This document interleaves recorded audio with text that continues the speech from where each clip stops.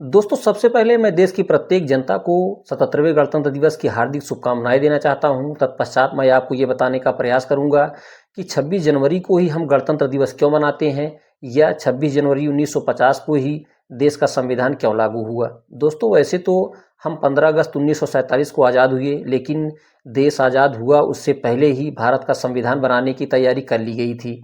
9 दिसंबर 1946 को 299 लोगों की एक कमेटी बनाई जाती है, जिसके अध्यक्ष थे डॉक्टर राजेंद्र प्रसाद, तथा उस कमेटी के जो चेयरमैन थे बाबा साहब भीमराव अंबेडकर थे। कुछ राजनीतिक या पॉलिटिशियन का ये कहना है कि महात्मा गांधी तथा जवाहरलाल नेहरू ये चाहते थे कि बाबा साहब भीमराव अंबेडकर के ही नेतृत्व में भारत का संविधान बनकर तैयार हो, तथा इसकी तैयारी में 11 संसद के सत्र चले थे और 114 दिन बहस हुई थी।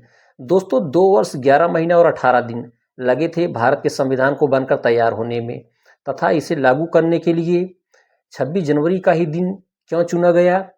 दोस्तों, 26 जनवरी 1930 को अंग्रेजों द्वारा पेश किए गए डोमिनियन स्टेटस को भारत के लोगों ने नकार दिया था। डोमिनियन स्टेटस का मतलब होता है कि सरकार हमारी होगी, लेकिन अंतिम फैसला अंग्रेज लेंगे। भारत सरकार का ये कहना था कि हम पूरी तरह से स्वतंत्र होना चाहते हैं। फिर 26 नवंबर 1949 को भारत का संविधान अपनाया गया तथा 26 जनवरी 1950 को लागू कर दिया गया।